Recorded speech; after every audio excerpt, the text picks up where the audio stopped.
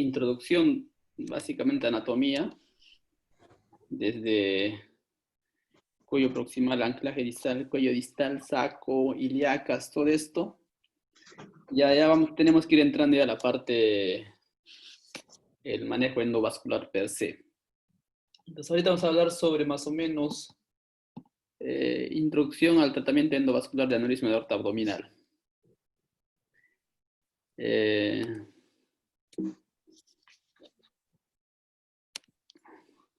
Ahora sí el toque cambia, ¿no?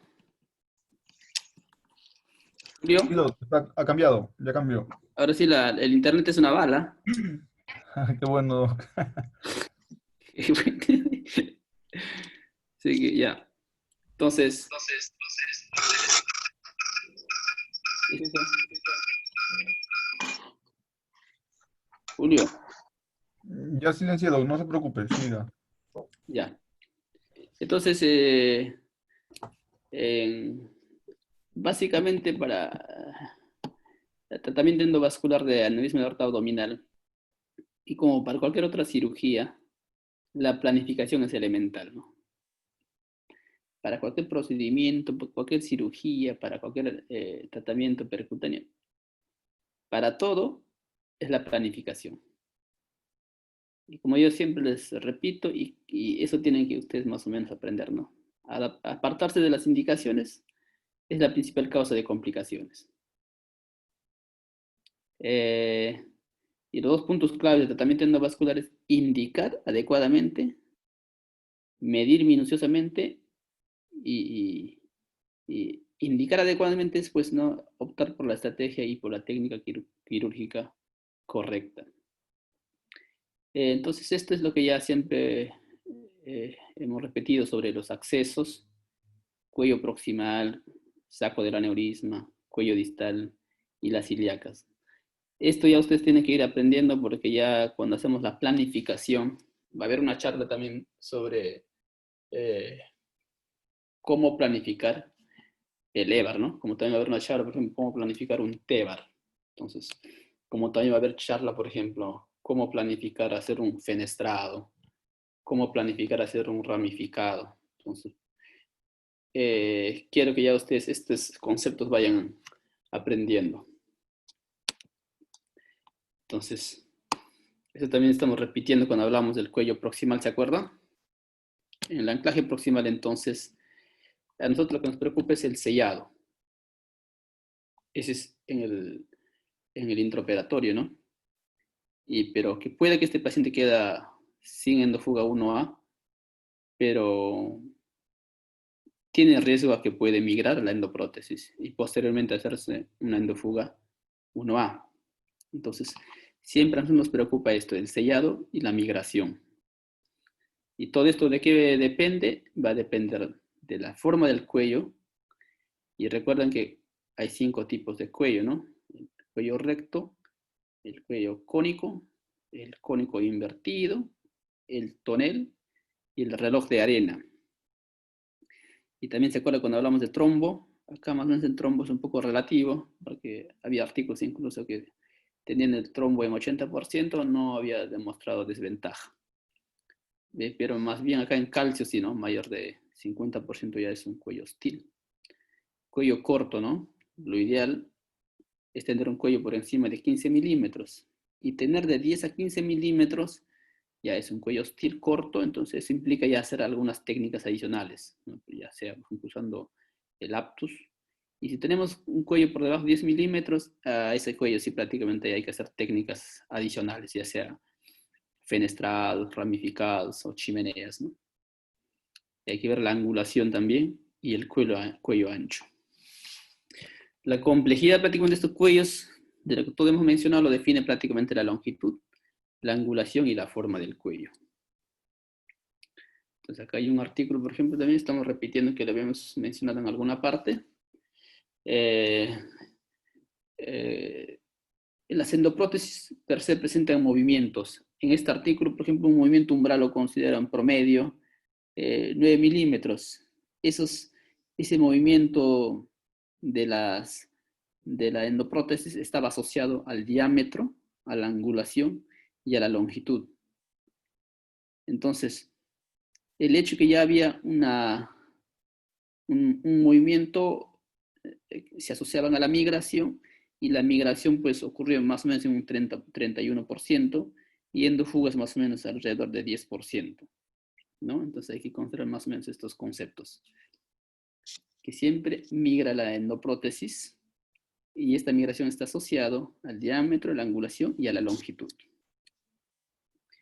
Y con respecto al anclaje distal, si en el anclaje proximal nos preocupaba a nosotros el sellado y la migración, mientras que en el distal ya nos preocupa tres cosas: el sellado, la migración y la trombosis, ¿no? Entonces, ¿y de qué dependía el anclaje en la parte distal? También dependía de la angulación, de la calcificación, de la longitud, de la ilíaca dilatada, que es más de 16 milímetros. Ya también estuvimos hablando de ilíaca hostil. Había estudios hasta 18 milímetros más o menos, lo considerado como límite. Estenosis y el índice de tortuosidad, ¿no? Entonces la complejidad lo define la tortuosidad, la ilíaca dilatada, la estenosis y la calcificación. También los accesos que habíamos hablado, por ejemplo, para recordarles, ¿no? El último caso que hicimos con la paciente Cóndor, hicimos con conducto, ¿verdad? Ahora la pregunta es, pero en este caso hemos hecho o se utiliza como un bypass. Sí, básicamente porque este paciente va a necesitar otra intervención. Porque si hubiera sido una sola intervención, se hubiera anastomosado término lateral y se ponía por la endoprótesis, se ponía y se acababa, ¿no? No había necesidad de hacer un bypass. Pero como este paciente iba a requerir procedimientos sucesivos, entonces tenía que reemplazar la ilíaca.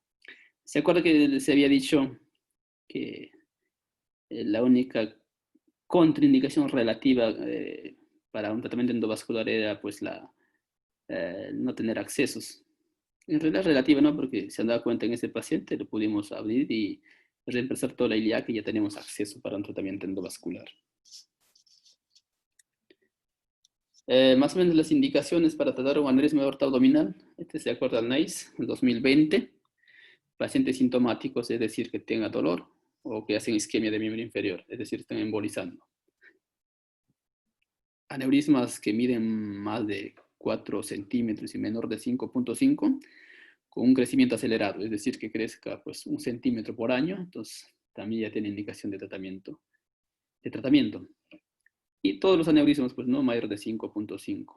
Y en caso del aneurisma sacular o micóticos, o sea, los infecciosos, sin importar su tamaño.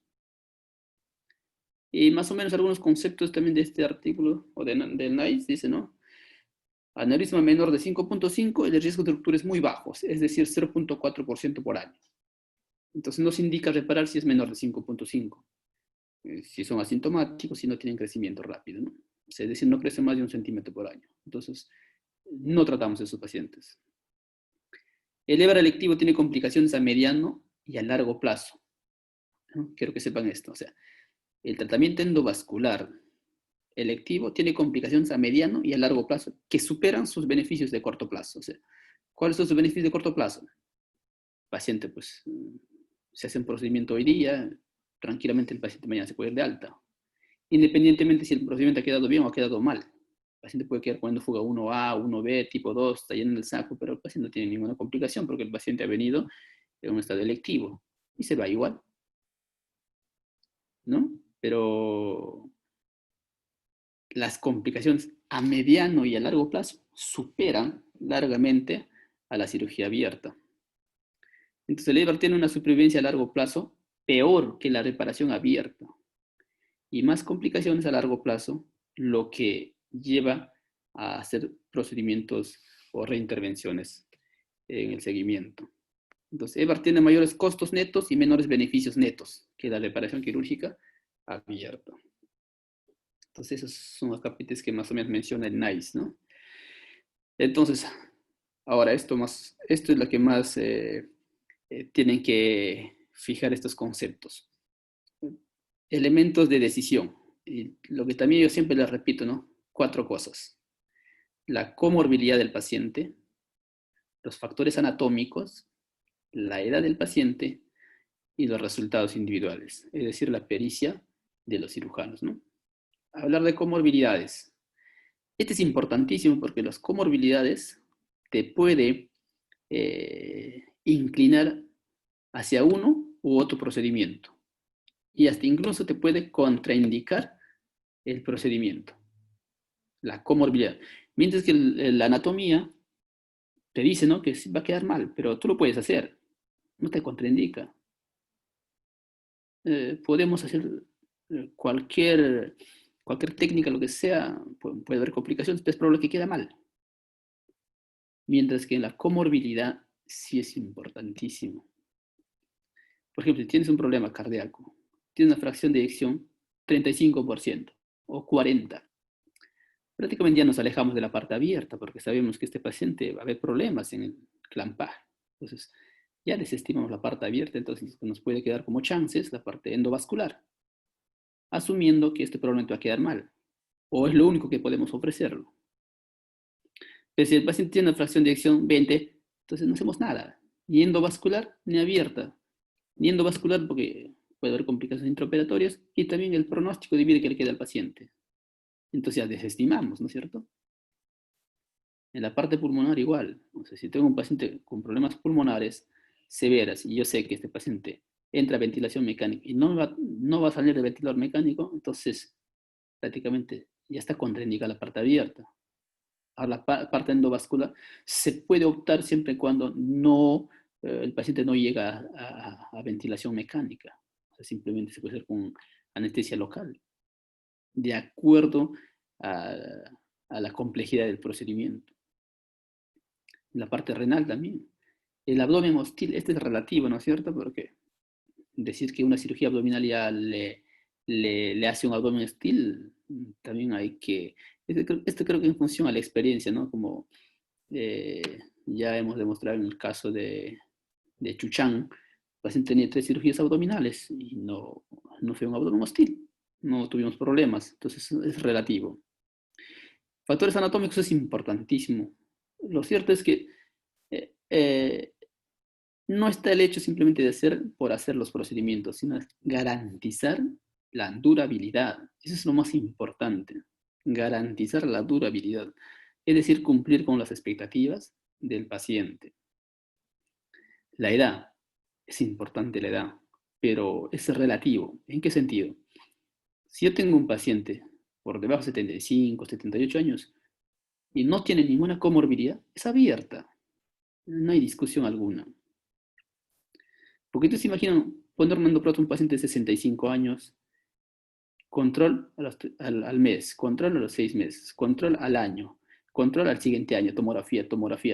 Pasar todos los años de su vida con control tomográfico. Y si por ahí, y es más, tienen que saber de que más o menos el 40% de pacientes que hacen tratamiento endovascular, el saco del aneurisma se mantiene sin disminuir de tamaño. Y hay un 20-30% que aumenta que sigue el crecimiento del saco a los 5 años, hasta un 40-42%.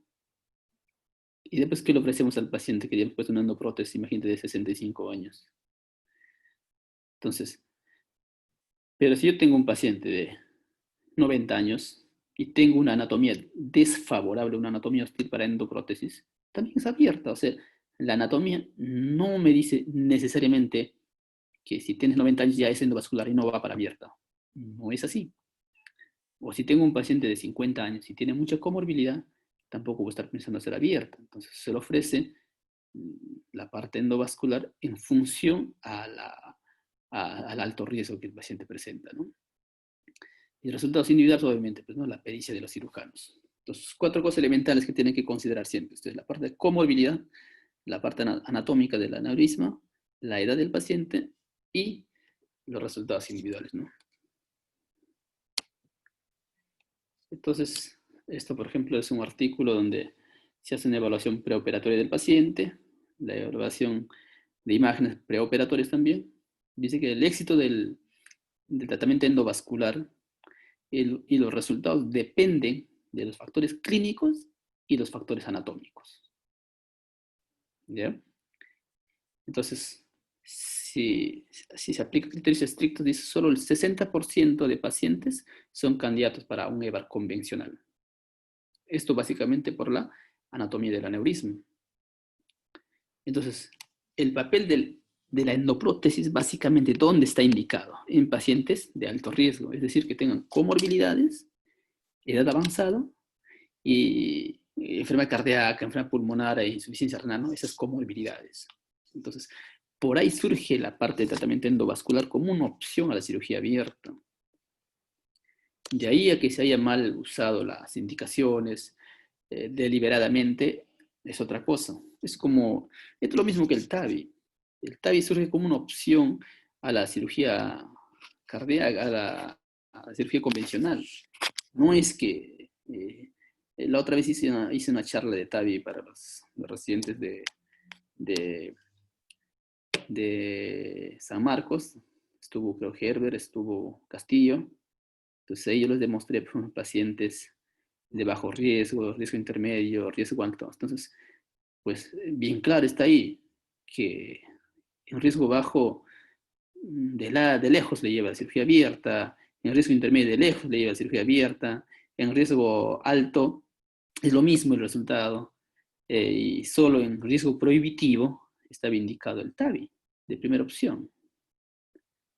Entonces, el hecho que también el TAVI se usa deliberadamente es otra cosa, ¿no? Porque el TAVI es una opción, es bien clave, en riesgo alto, cuando el paciente no es candidato a cirugía. Eso significa que el paciente tiene que pasar por cirugía y el cirugía diga, bueno, este paciente no va a puesta comorbilidad, ha puesto riesgos, recién pasa TAVI. Pero eso no está pasando. Entonces, más o menos así es acá también, ¿no? Que la endoprótesis surge como una alternativa a pacientes con comorbilidades, es decir, edad avanzada, enfermedad cardíaca, enfermedad pulmonar e insuficiencia renal. Pero las contraindicaciones para el EVAR prácticamente se superponen con la de la cirugía abierta. Por ejemplo, el paciente que tenga una coagulopatía no corregible, esto me hace acordar el paciente que hicimos el bypass carótido circulario y que no podíamos controlar el sangrado, era incoercible, pasaron 4 octaples, nunca paraba una pequeña cirugía, el paciente sangró mucho tiempo, estuvo hospitalizado, y ahí me di cuenta qué tan grave es tener una coagulopatía, y al final nunca descubrimos qué coagulopatía tenía el paciente, ¿no? O el paciente que tenga una enfermedad cardíaca de alto riesgo, lo que les mencionaba, ¿no? Si tengo un paciente con con una fracción de eyección 25%, ni la una ni la otra prácticamente. Entonces hay limitaciones para el EVAR, como por ejemplo cuando el paciente tiene alergia o una alergia severa al contraste, o como les he dicho, ¿no? Por factores anatómicos. Pero la parte de la insuficiencia renal grave ya es prácticamente una contraindicación relativa porque ya hay otras opciones, usando por ejemplo CO2, usando el IBUS, entonces ya hay otras alternativas para reducir el contraste. El otro es el acceso inadecuado, es una contraindicación. En teoría relativa, ¿no? Pero el acceso involucra, por ejemplo, si yo tengo una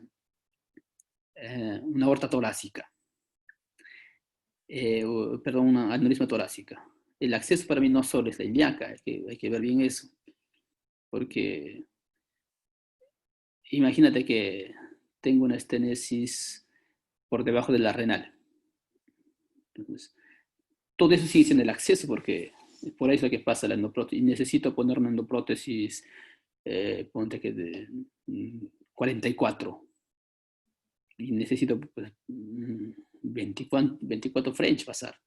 Entonces, sí puede ser una contraindicación, ¿no? Pero como en este caso las ilíacas, si nos da opción quirúrgica, lo podemos resolver, ¿no? Solo bueno que somos cirujanos. Como en este caso lo hicimos con Cóndor, es un buen ejemplo. Mira, parecía una ilíaca que medía, pues, decíamos 6.5, creo, milímetros. Entonces estuvimos calculando la endoprótesis, qué prótesis podía entrar de bajo perfil.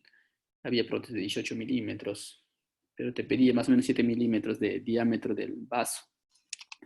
Y resulta que cuando en el in situ, intraoperatorio, yo entré a hacer la parte final para ayudar, y prácticamente la llaga era una piltrafa, o sea, no llegaba ni a 5 milímetros. Entonces, más o menos uno ya también va asociando la experiencia con la imagen, ¿no? Nos encontramos 6.5, pero in situ fue pequeñito la ilíaca. Y el ponerle al injerto 10 prácticamente fue importante, ¿no? Eso es lo bueno de nosotros los cirujanos, podemos corroborar lo que vemos en las imágenes con el intraoperatorio, ¿no? Entonces, básicamente la charla se enfoca a las indicaciones y a la toma de decisiones, ¿no? Porque ya otra cosa es cuando ya tengamos decidido el caso, entonces ya podemos hacer más o menos las técnicas que se adopten. Entonces, esto fue, el día jueves hice la presentación al directorio, porque aún se sigue discutiendo quién tiene que manejar la parte de endovascular, y los cardiólogos aún siguen sosteniendo que tienen que manejar ellos, porque ya prácticamente manejan de año. Entonces hice la presentación de toda la estadística. La presentación fue básicamente, ¿no?, lo que estamos haciendo, demostrar lo que estamos haciendo y lo que estamos resolviendo. Presentamos los cirugías de arcos aórticos con más endoprótesis, de aortas torácicas, el híbrido, el toracofrénico, la parotomía, las cirugías abiertas, las aneurismas de aorta abdominal rotas, todo, ¿no? Entonces, nosotros demostramos lo que estamos haciendo. Pero eso no, aunque no creen en la indicación, es la parte más elemental. Es al final el que decide que el paciente, casi el 80-90%, si vive o muere. Si es éxito, es un fracaso el tratamiento. Y eso nosotros, ustedes saben que yo recién prácticamente estoy empezando en este camino, pero trato de aprender, trato de esforzarme para poder tratar de indicar que sea mejor para el paciente. Pero los cardiólogos no tienen ninguna formación en esta parte.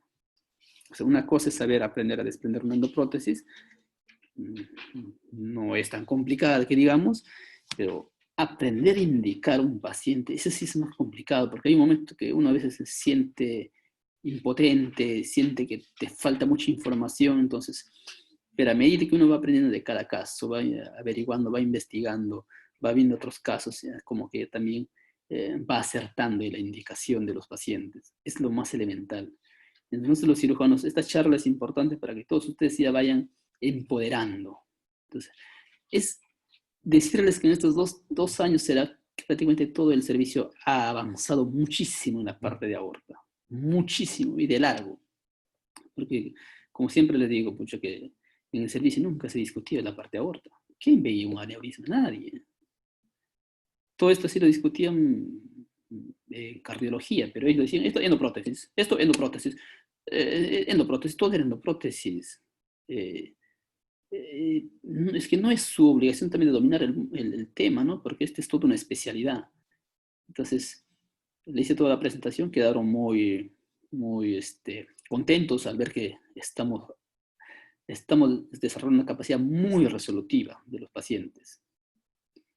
Entonces, y ellos expusieron, pues, ¿no?, cómo debe funcionar. Entonces, ellos expusieron un deseo lo que tienen, ¿no? Es como decir, yo deseo que debe hacer, pero que nos demuestran qué es lo que están haciendo.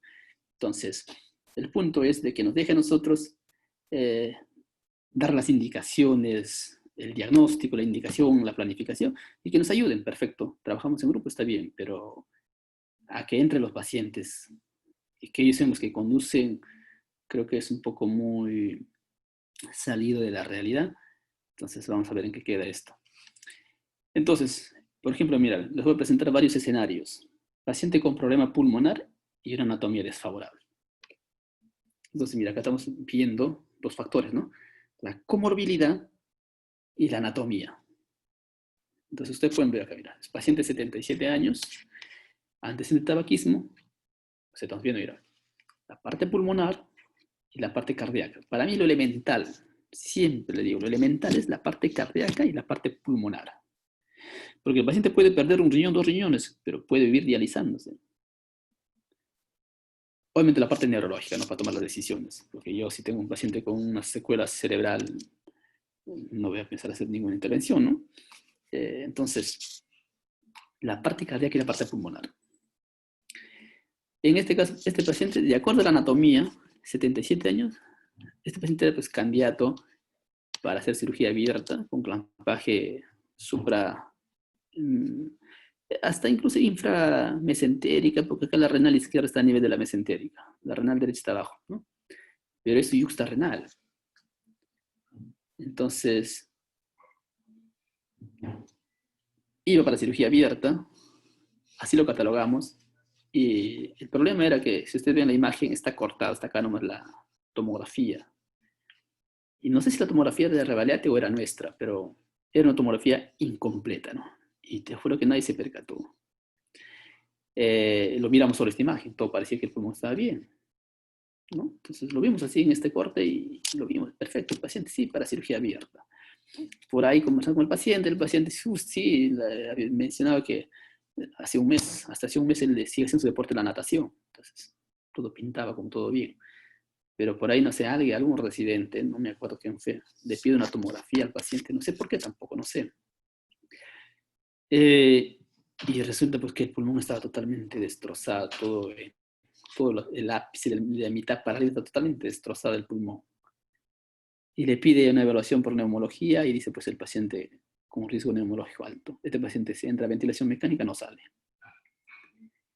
Y el paciente ahí nos dicen que no, el paciente es sintomático, disneico, o sea, no tolera ni el esfuerzo en promedio y el paciente incluso no puede hacer una prueba funcional, esa espirometría, porque el riesgo de ruptura del aneurisma, todo de su indicación el neumólogo.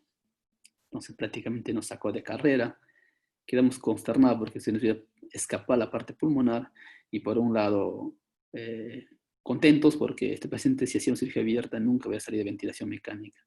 Se hubiera muerto el paciente. Hubiera sido fatal, ¿no? Entonces, pero ahora la parte endovascular, otro problema, porque sabíamos que no teníamos cuello, sabíamos que si hacíamos chimenea, era para los 3 ramos. Y quiero que entiendan, las chimeneas prácticamente en cirugías selectivas no se hacen, solo se hacen por cuestión de emergencias.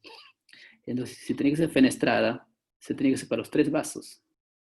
Eso implicaba que el paciente tenía que tener ventilación mecánica. O sea, no había opción de ofrecerle al paciente. Entonces, por ahí se puede hacer con una chimenea a la renal derecha y poner aptus en este cuello pequeño. Pero no tenemos esa opción. Entonces lo que hicimos simplemente es poner una endoprótesis tapando la renal derecha, así podíamos conseguir más o menos unos 11-12 milímetros de cuello. Tapamos la renal derecha y pues, se puso la endoprótesis, ¿no? Con la salvedad de que al paciente no le estábamos ofreciendo gran cosa, porque puede que en poco tiempo venga una endofuga 1A, o puede que se desplace y se migre la endoprótesis. Entonces, no había otra opción que ofrecerle al paciente. Entonces, mira, como un problema pulmonar y la anatomía nos podía cambiar todo el plan quirúrgico en este paciente. Por ejemplo, acá, un paciente con problema cardíaco y anatomía desfavorable. Entonces, un paciente de 63 años, joven, con una disección Stanford B y con un aneurisma de aorta abdominal. El paciente era un aneurisma de aorta abdominal sintomático, estaba embolizando a los pies, ¿no? Entonces, todo pintaba que este paciente, 63 años, hacer un toracofrénico laparotomía, hacer un TEBR, o sea, hacer un híbrido, ¿no? Porque tiene un buen arco, todo pintaba, todo bien. Le hacemos una ecocardiografía, fracción de eyección, 30%. Entonces, hasta ahí se mantenía en posición porque pudo haber sido que este paciente es valvular, se resuelve la parte valvular, entonces ya prácticamente el corazón está resuelto, entonces resolvemos la parte de aorta. El problema era cuando se hace el cateterismo y la DA era ocluida. Bueno, decían que era una DA, una variante de la DA que tiene la derecha aneurisma ectásica, con TIMI3. Terrible era la parte coronaria, o sea que no era tributario ni para cirugía ni para percutáneo. Entonces ese corazón quedaba sin chance. Entonces, hacer cirugía abierta para ese paciente con esta función no se podía. Cirugía prácticamente ya contraindicada. Hacer endovascular, ¿qué implicaba hacer endovascular este paciente? Hacer todo un tóraco un ramificado, con esta anatomía ilíacas elongadas, todo. eh, o sea, tremendo procedimiento para para el pronóstico de este paciente con fracción de eyección 30%, que era no recuperable porque no era ni revascularizable. Entonces, y el paciente estaba embolizando los pies. Entonces, era tomar una decisión prudente. Hay que ofrecerle un procedimiento tan grande y poco exitoso, y para el pronóstico de vida que tiene el paciente. Entonces, porque se pudo intentar hacer, pero uno es hacer cirugía abierta es tener un paciente muerto. Hacer una cirugía percutánea es probablemente un tratamiento fallido, como hemos tenido en varios pacientes, ¿no? Que fue no exitoso y un poco lamentable. Entonces, acá, por ejemplo, un paciente con un problema renal, mira, es el paciente que, no sé si se acuerdan, el paciente de Gensoyen, ¿no? El paciente de 79 años, lo refieren de Revaliati, con un aneurisma de 85 años. El paciente asintomático, o sea, él, no sé por qué le piden tomografía en Revaliati y le encuentra un aneurisma de 85 milímetros. Entonces, y el paciente llega al INCOR y inmediatamente le repite una tomografía y también le hace un cateterismo. Entonces, el paciente en ese cateterismo multiarterial tronco severo. Entonces, paciente asintomático, ahí la prioridad era la parte cardíaca. Pero resulta que la creatinina sube a 4.1. Entonces, ahora, hay que tener mucha prudencia con los exámenes contrastados, mucha prudencia. Siempre hay que estar pendiente. Tomarlo cuando sea necesario, ¿no? Porque ya, si tú sabes que el paciente tiene esa creatinina, pero sabes que está rompiendo la aneurisma, tómalo. O sea, ya, como le vuelvo a decir, ya, sabes que vas a perder el riñón, piérdelo, porque el paciente puede vivir sin riñón. Pero en este caso, el paciente que viene con una creatinina normal, pero por los 3 exámenes prácticamente se chancó el riñón. Entonces, en eso, al paciente estuvo esperando 3 semanas, porque esperan que baje la creatinina y por ahí el paciente hace dolor, se rompe el aneurisma, ¿no? Entonces, eh, pero acá vemos que es un cuello hostil, angulado, cónico invertido, entonces probablemente no era candidato para hacer un tratamiento endovascular. Entonces en este paciente el plan era hacer una cirugía coronaria y luego hacer una cirugía abierta de la parte de aneurisma, ¿no? Pero cuando ya cambiaba de escenario, cuando el paciente estaba con inminencia de ruptura o con ruptura contenida, entonces el paciente ya cambiaba el escenario y tenía que hacer una cirugía inmediata combinada.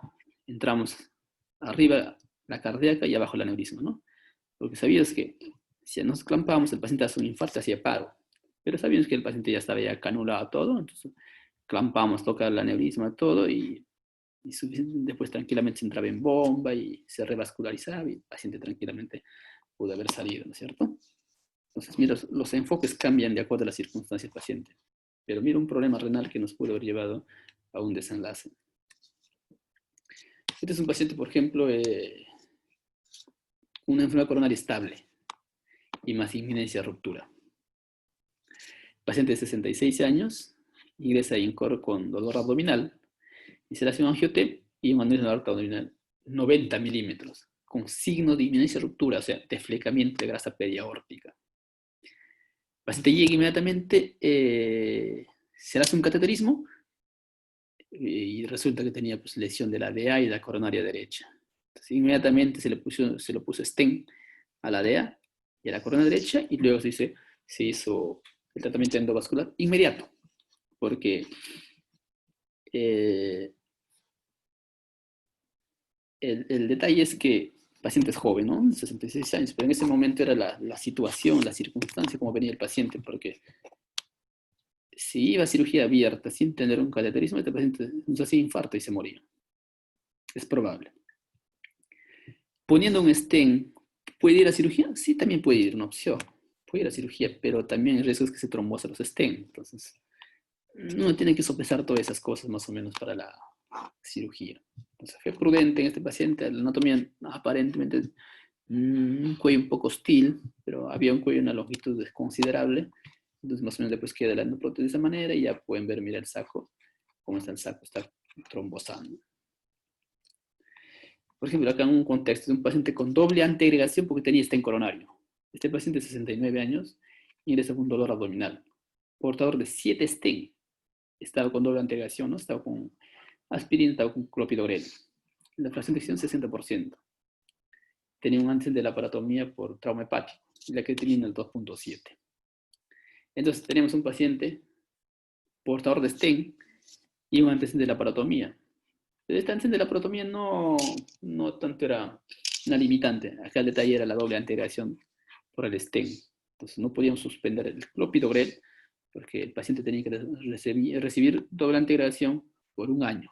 Entonces no podíamos suspenderlo porque el paciente puede correr el riesgo de que se trombose el STEM y el paciente se nos termine infartando. Entonces también tomamos la decisión de acuerdo a las circunstancias y a la condición del paciente. ¿Y qué hicimos en el paciente? Mira, tenía una anatomía desfavorable, mira cómo está todo el cuello, está lleno de trombo, ¿no? Pueden ver, es como una aorta Shaggy, mira, el trombo tiene toda la aorta. Entonces, todo eso teníamos que sopesar, entonces se le hizo una chimenea a la renal izquierda. Se hizo una chimenea a la renal izquierda y pues el paciente aparentemente quedó bien con el tratamiento endovascular. Por ejemplo, es un paciente con aneurisma aorta abdominal asintomática, pero este paciente de 76 años llega a referir el Cusco con dolor abdominal, pero llega al INCOR y luego se resuelve el dolor abdominal. Entonces, y se le hace cateterismo, se encuentra enfermedad coronaria multiarterial. Entonces, la cirugía de revascularización, entonces, mamaria de AS, safena marginal, safena coronaria derecha, y el paciente más o menos también era candidato a esa cirugía abierta, pero el paciente opera a esa edad de cardíaca en poco tiempo de recuperación, entonces se le ofreció un tratamiento endovascular que se le hizo la fenestrada a los 4 ramos. El paciente fue muy bien. Acá hay un paciente, por ejemplo, de 65 años con un aneurisma sacular.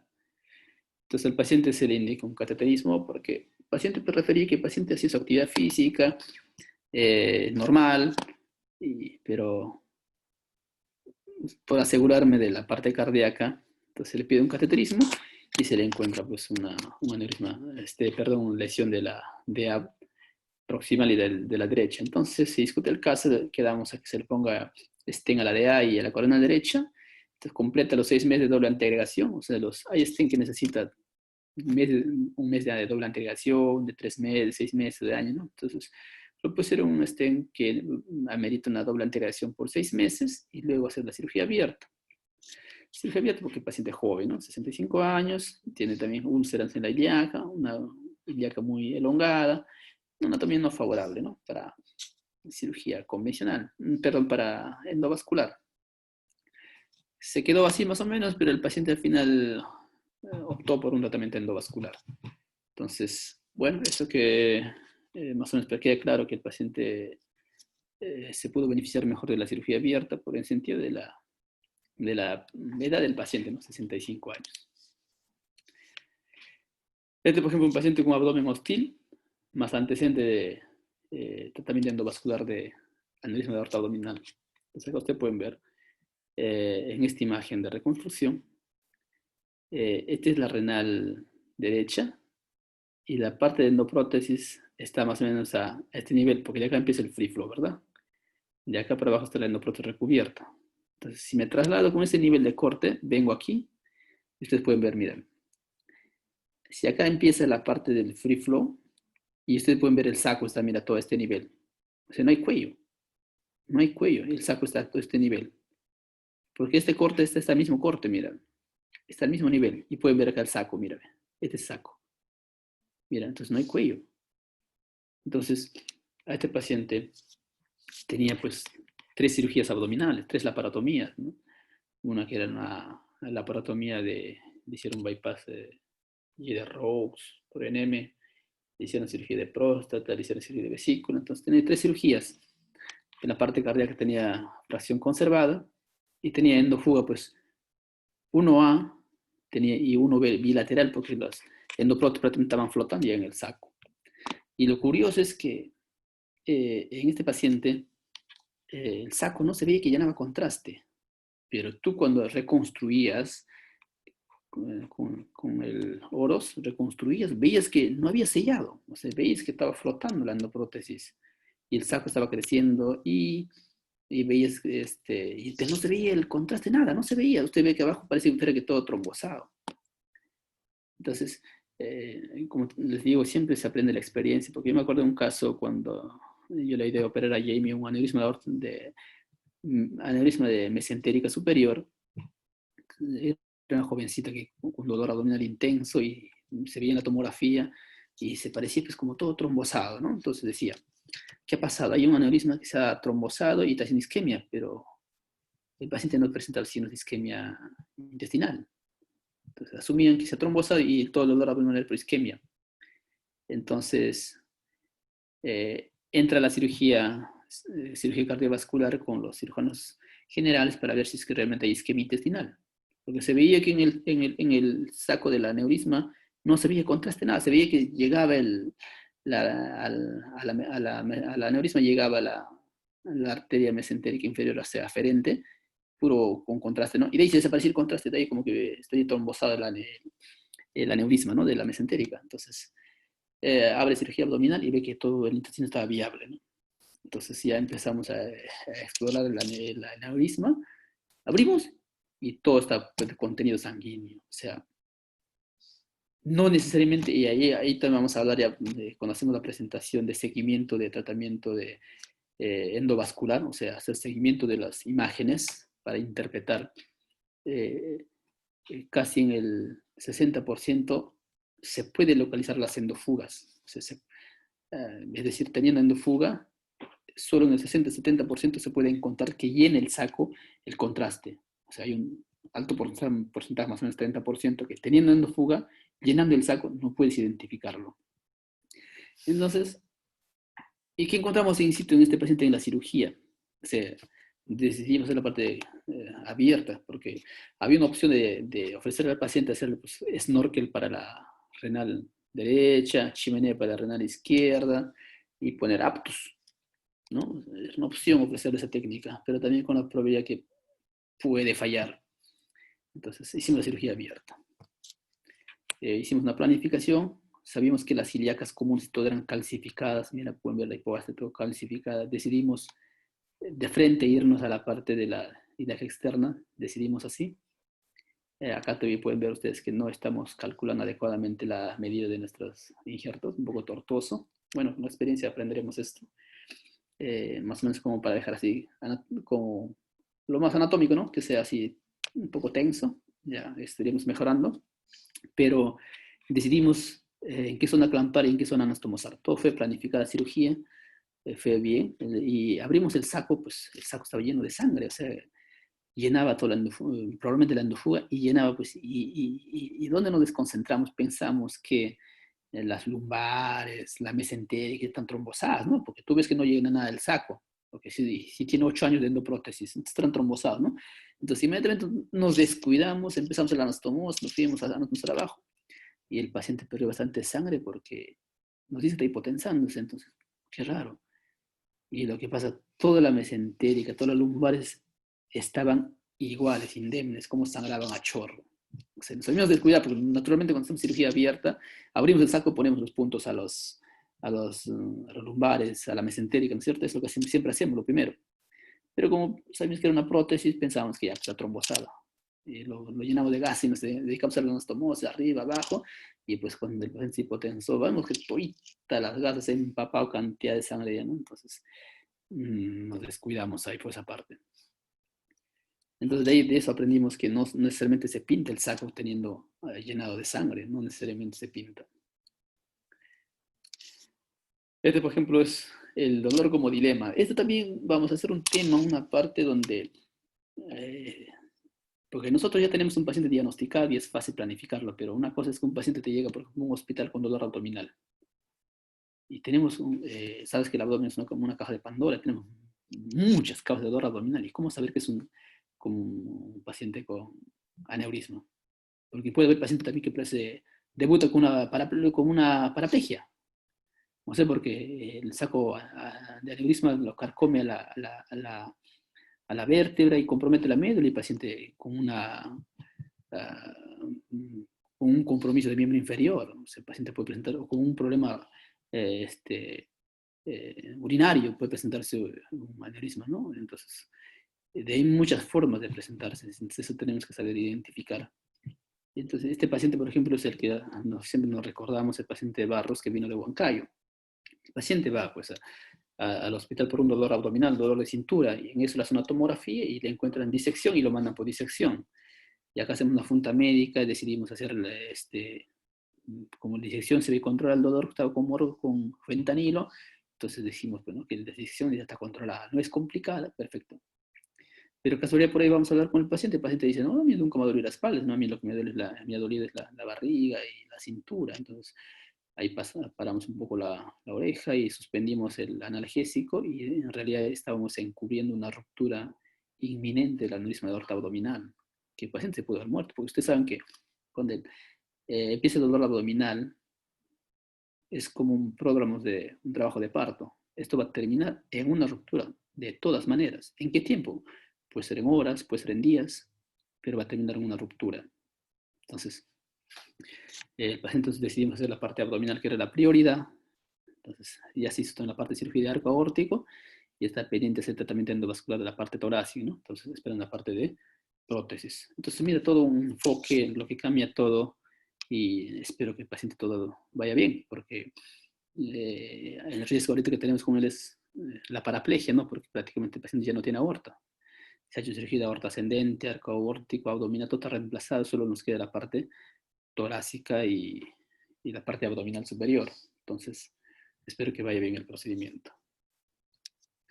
Este es un paciente, o sea, también hay situaciones en las que tenemos que evitar el procedimiento. Por ejemplo, este paciente tiene, por la comorbilidad y por la anatomía desfavorable, ¿no? El paciente mide 80 años, tiene una disección Stanford B, tiene una renal ocluida, el otro con una estenosis severa, tiene aorta Shaggy, está en hemodiálisis, entonces, pero tiene un aneurisma de aorta abdominal, ya que la indicación es el aneurisma de aorta abdominal. Pero por las tantas comorbilidades, no tengo cuello prácticamente para el anclaje proximal porque está disecada. Entonces, ¿qué le ofrezco a este paciente si el paciente tiene indicación de tratamiento de aneurisma de aorta abdominal? Y por las comorbilidades que tiene, prácticamente el paciente se evita hacer ningún procedimiento. Y que es lo más prudente, ¿no? Este paciente, porque imagínate poner una prótesis abdominales, que probablemente queda. Este paciente tiene la indicación de ser abierta, pero por la comorbilidad que presenta el paciente, entonces tenía alta morbimortalidad. Por ejemplo, acá podemos ver un paciente de 84 años, tenía DCB hace un año, camina solo con apoyo, ingresa por dolor abdominal de un día, ¿no? 60 milímetros de diámetro. El paciente solo pesaba 40 kilos. Tiene una aorta Shaggy, mira, todo puro trombo, toda la aorta. Al paciente ya le habían ofrecido hacer chimenea, de acá la parte renal, la mesentérica, todo, ¿no? Pero uno ve que el cuello proximal está estenosada. O sea, hacer chimenea aquí, ponerlo, ponte para la renal izquierda, renal derecha, la mesentérica. ¿Cuánto de prótesis? ¿Cuánto de oversizing? Prácticamente acá se ocluye prácticamente el cuello proximal. Y tenemos un cuello distal muy pequeño también. O sea, tenía una anatomía muy desfavorable y todo el trombo que tiene, mira. Los riesgos de embolismo sistémico. Entonces, se decide prácticamente subestimar el tratamiento en el paciente.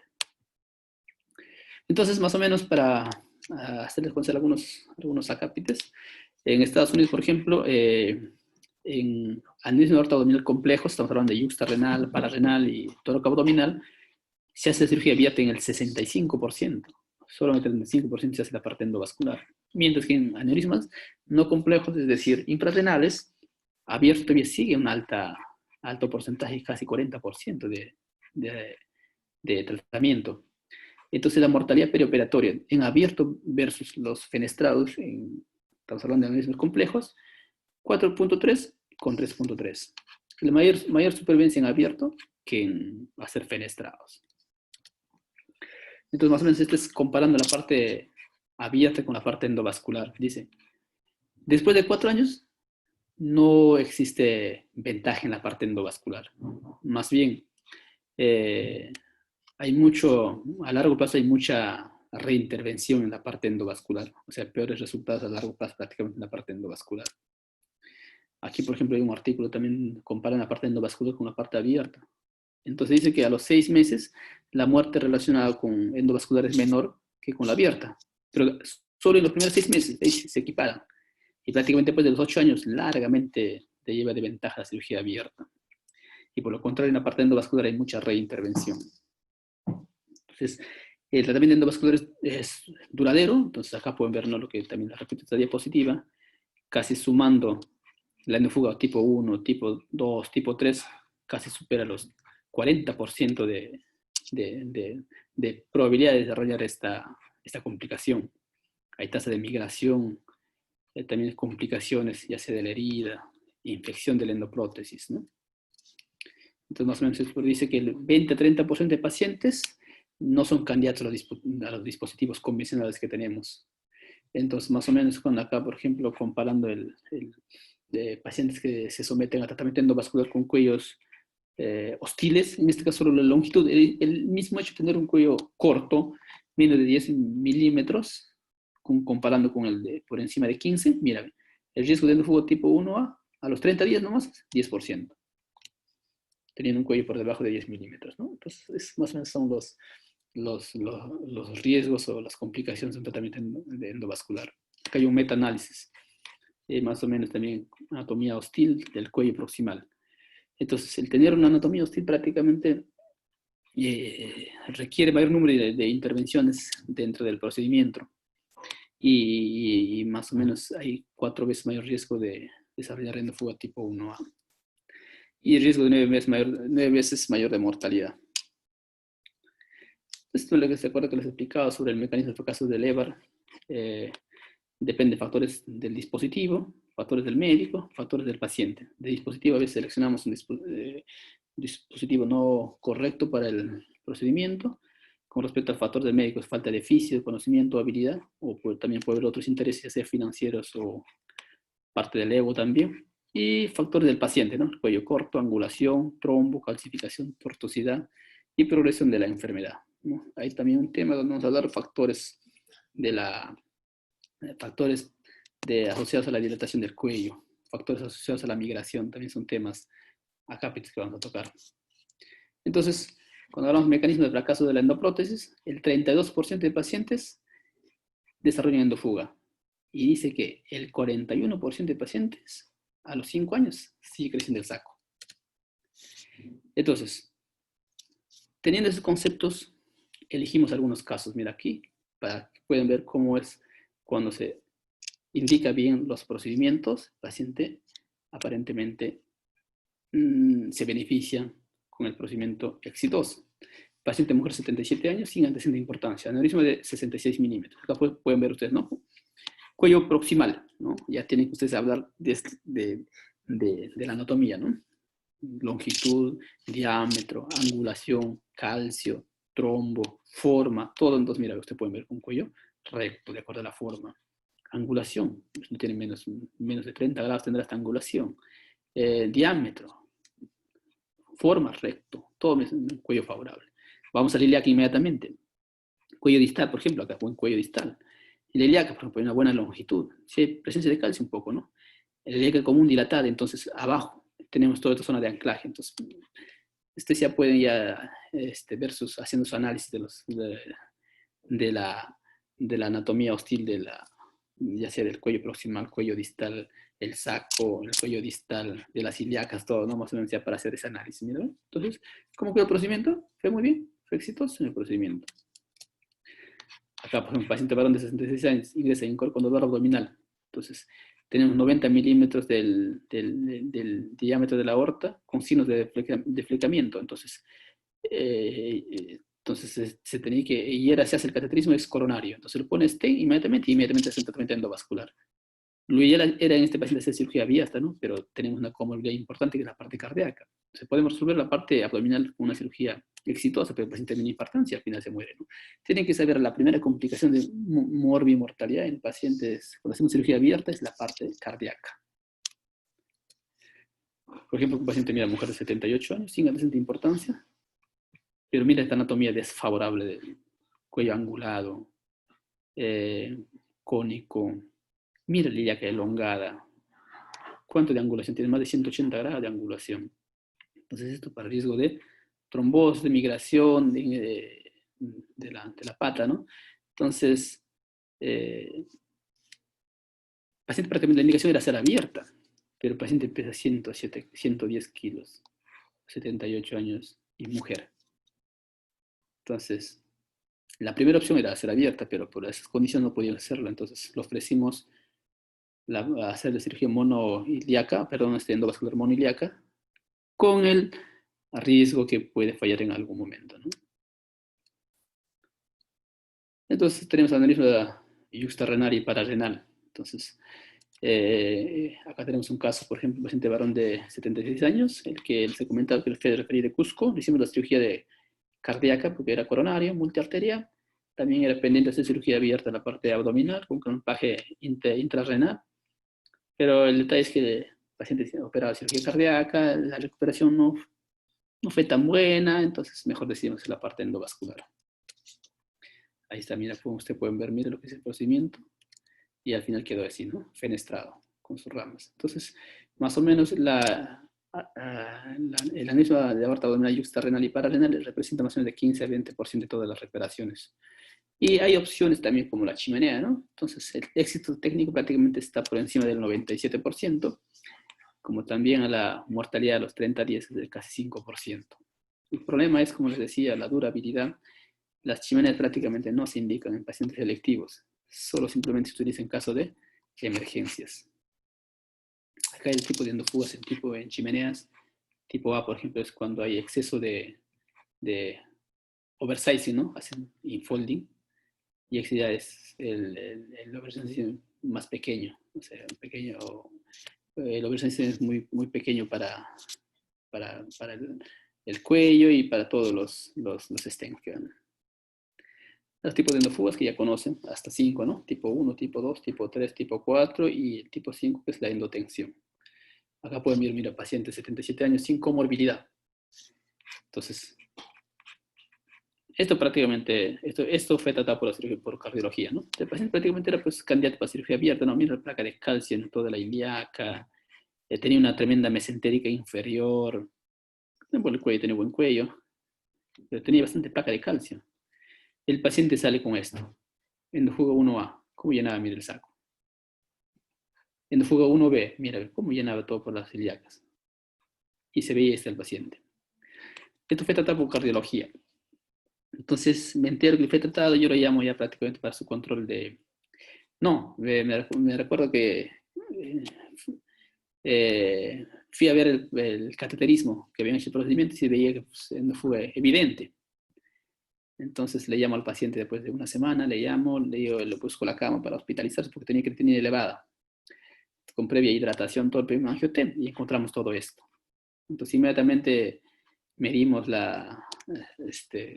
pedimos a que se hospitalice para poder hacer reintervenir, ¿no? Pero por la creatinina todo el paciente, no sé qué pasó, pero en esos días algo pasó, pero a los 2 días me llama la hija que el paciente había fallecido, había llegado con una ruptura al revaliate. Acá fue un paciente mi varón de 77 años. El análisis me hizo solo 48 milímetros, aún no tenía indicación, asintomático. Tenía un accidente de revascularización del 2002, fracción de 56%. Este paciente tenía una estenosis aórtica, indicaron TAVI, ¿no? Perfecto, pero en ese TAVI indicaron también el tratamiento endovascular del aneurisma. No tenía indicación aún, 48 milímetros, ¿no? Pero tenía una anatomía desfavorable, mira, el cuello distal muy pequeño, el cuello proximal veo un cuello también cónico invertido, y mira las ilíacas totalmente elongadas. Detalle, y tenía una mesentérica muy grande, una mesentérica inferior muy grande. Mira, el paciente queda con esta endofuga tipo 2. Y el otro problema, ustedes pueden ver acá, como le digo, del cuello distal, mira. Porque ustedes saben que por cuello distal va a pasar 2 endoprótesis, las 2 patas.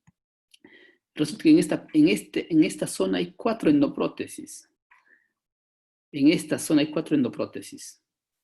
Creo que pusieron una pata, quedó corto, lo pusieron otra pata y siguiendo fuga. Otro pusieron tercero para extender, pero cosa que aquí llegó 4 endoprótesis. Y ustedes pueden ver, mira aquí, cómo está, mira, corrugado, quinqueado. Y pueden ver aquí, casi no hay flujo, mira, de sangre. Espero que no se trombose, ¿no? Espero que no pase, pero ustedes pueden ver a ese corte, mira cómo está la la pata, ¿no? Entonces, mira, también es cuestión de planificación.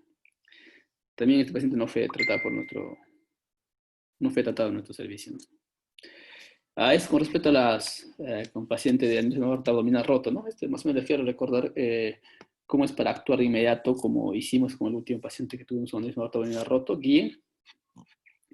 Lo primero, si tú sospechas que está roto, inmediatamente sale a operaciones, banco de sangre, toma de muestra, inmediatamente, ¿no? Haces una reanimación hipotensiva y ves si hay viabilidad hemodinámica. Significa, si tiene presión arterial sistólica mayor de 80 o está consciente, haces angiotem. Y si no tienes eso, sala. Lo que hicimos, ¿no? Llegó el paciente, estaba pálido, boqueando, todo, y nos llevamos a sala corriendo. No tenés ni angiotem. Pero si tú tienes viabilidad hemodinámica, sí te da chance de pasar un angiotem. El angiotem te permite evaluar viabilidad anatómica. Si tiene viabilidad anatómica, o sea, anatomía favorable, va endovascular, sino también abierta, hacer la aparatomía, ¿no? En el TK de INCO tenemos un problema, que no tenemos los materiales a disposición, como tener los injertos que tenemos, ¿no? A la mano, los bifurcados, esas cosas. En Socamira, el paciente varón de 79 años, me acuerdo de este paciente que llegó a la emergencia, a la UCA, hacemos un angiotem, mira, estaba roto desde el nivel de la renal, disecada. Entonces inmediatamente hicimos cirugía abierta, ¿no? Y pues mira, ve, esta es la tomografía, como toda la sangre está en toda la cavidad, todo disecada. Entonces, el paciente, gracias a Dios, fue muy bien. Paciente con Mosqueira, si no me equivoco el apellido, el paciente fue muy bien, de alta. Este es otro paciente, ¿no? El paciente varón de... este es el paciente que fue referido de Sabogal, que le abrieron el abdomen y contaron que pus en la aorta abdominal, lo cerraron, lo mandaron, ¿no? Entonces, sospechamos, nosotros sospechamos que era un aneurisma roto. Entonces, como ustedes han visto, cuando en el saco abrimos, hay un montón de detritos, y sospechamos que eso que había salido era el detritus y se confundieron con pus. O de ser pus también la indicación era ser abierta, ¿no? Hasta contraindicarse la parte endovascular. Entonces hicimos cirugía abierta, hicimos ecografía, cateterismo urgente, porque el paciente estaba estable, y todo estaba bien en la parte de coronarias, y hicimos inmediatamente la laparotomía y encontramos que estaba perforada la aneurisma, ¿no? Estaba perforada, estaba atascado por ese detritus y estaba plastronado por todo el intestino, por el epiplon, todo, ¿no? Entonces en este caso hay un poco de miedo porque ahí está la mesentérica superior, está involucrado en ese plastrón, entonces entramos por un costado, de forma lateral entramos. Gracias a Dios el paciente fue muy bien, se fue de alta también. Este es el último paciente de Guillén, ¿no? 76 años, que ingresa de la clínica con un shock, somnoliento, pálido, diafrético, boqueando. Llegó a la emergencia de la camilla, no entró ni a monitorización, de ahí nos llevamos a sala operaciones y incluso tuvimos problemas por lo que no tenía ni prueba rápida, nada, porque el paciente se moría, ¿no? Y ustedes pueden ver, era un aneurisma muy complejo, este es el aneurisma aorta abdominal, este es la ilíaca. Entonces, ¿no? Ustedes pueden ver, mira, todo este contraste en todo el abdomen. Entonces, también que queda, ustedes para que puedan ir ya practicando, viendo cómo es cuando el aneurisma está roto, mira, ve. Entonces, de esta manera, ¿no? Entonces, no hay nada que de dudar, acá está roto y punto. Entonces, por ejemplo, es importante también ver la comorbilidad del paciente, la anatomía y la edad. Por ejemplo, mira, este es un paciente de 65 años. Tiene un aneurisma de aorta abdominal 60 milímetros. En el 2017 le pusieron, mira, cambio de válvula aórtica mecánica. Cambio de válvula mitral mecánica. Más revascularización mamaria de A, safena marginal, safena de B. Cualquiera dice, no, pucha, pero este ya, me imagino, operación cirugía cardíaca, ¿no? Este no va para abierta, es endovascular. Pero mira la anatomía pues, de las ilíacas. Mira, ¿dónde iba a entrar la prótesis? Una anatomía totalmente desfavorable. El paciente le hacemos cirugía abierta.